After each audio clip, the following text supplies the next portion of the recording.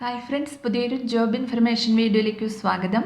അപ്പോൾ ഇന്നത്തെ ഒരു വീഡിയോയിൽ നമ്മൾ നോക്കാൻ പോകുന്നത് മിൽമയിലും ജൽജീവൻ മിഷനിലും കൂടാതെ മറ്റ് സർക്കാർ സ്ഥാപനങ്ങളിലും വന്നിട്ടുള്ള ഒഴിവുകളെ കുറിച്ചിട്ടാണ്. കരാർ നിയമനമാണ് വന്നിട്ടുള്ളത്. ഇൻ്റർവ്യൂ വഴിയാണ് നിയമനം ഉണ്ടായിരിക്കുക. വിവിധ തസ്തികകളിലായിട്ട് വിവിധ ജില്ലകളിൽ ഒഴിവുകൾ വന്നിട്ടുണ്ട്. അപ്പോൾ നമുക്ക് ഓരോ പോസ്റ്റും അതിൻ്റെ കൂടുതൽ ഡീറ്റെയിൽസും നോക്കാം. വീഡിയോയിലേക്ക് പോകുന്നതിന് മുമ്പ് നിങ്ങൾ ആരെങ്കിലും ആദ്യമായിട്ടാണ് ഈ ചാനൽ കാണുന്നതെങ്കിൽ മറക്കാതെ സബ്സ്ക്രൈബ് ചെയ്ത് വെക്കുക. അതോടൊപ്പം തന്നെ പുതിയ നോട്ടിഫിക്കേഷൻ കിട്ടുന്നതിന് വേണ്ടി തൊട്ടടുത്തുള്ള ബെൽ ബട്ടൺ കൂടി എനേബിൾ ചെയ്യുക. അപ്പോൾ ഞാൻ അപ്ലോഡ് ചെയ്യുന്ന പുതിയ ജോബ് ഇൻഫർമേഷൻ വീഡിയോസ് നിങ്ങൾക്ക് പെട്ടെന്ന് തന്നെ നോട്ടിഫിക്കേഷനായിട്ട് ലഭിക്കുന്നതായിരിക്കും. ആദ്യം മിൽമയിൽ വന്നിട്ടുള്ള വേക്കൻസി നോക്കാം. തിരുവനന്തപുരം ഡയറിയിലാണ് വേക്കൻസി വന്നിട്ടുള്ളത്. ടെക്നീഷ്യൻ ഗ്രേഡ് 2 ബോയിലർ തസ്തികയിലേക്കാണ് ഒഴിവ് വന്നിരിക്കുന്നത്. ഇൻ്റർവ്യൂ വഴിയാണ് നിയമനം ഉണ്ടായിരിക്കുക. ഒരു ഒഴിവാണ് വന്നിട്ടുള്ളത്. ഇൻ്റർവ്യൂ നടക്കുന്നത് 2/4/2025 രാവിലെ 10 മണി മുതലാണ്. ക്വാളിഫിക്കേഷൻ വരുന്നത് ഫിറ്റഡ് ട്രേഡിലുള്ള IT NCVT സർട്ടിഫിക്കറ്റ് ഉണ്ടായിരിക്കണം.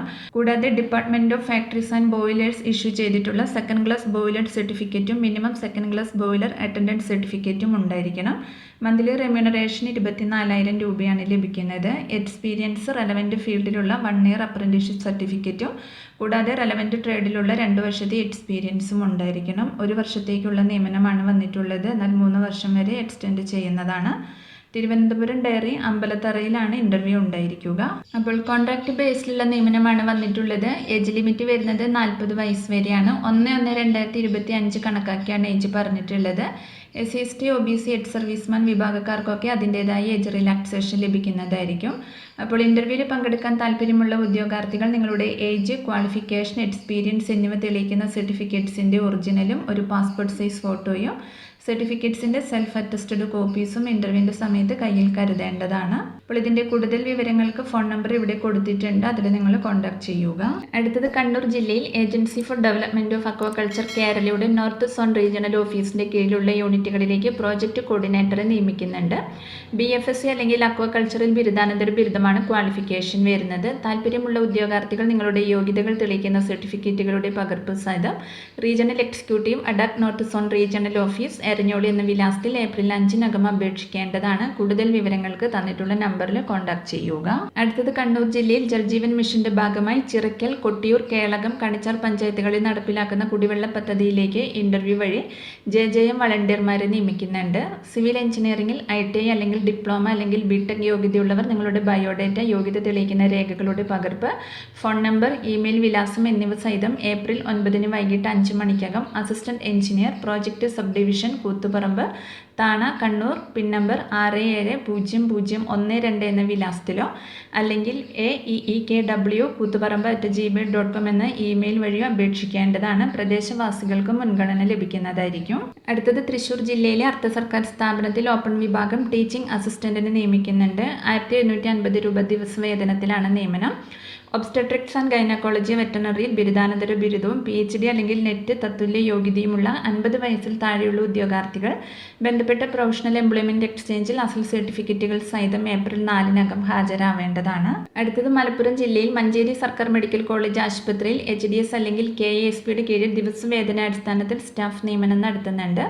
ഗവൺമെന്റ് അംഗീകൃത GNM അല്ലെങ്കിൽ BSc നഴ്സിംഗ് കോഴ്സ് വിജയിച്ച് നഴ്സിംഗ് കൗൺസിലിന്റെ രജിസ്ട്രേഷൻ ഉള്ളവർക്ക് കൂടിക്കാഴ്ചയിൽ പങ്കെടുക്കാവുന്നതാണ്.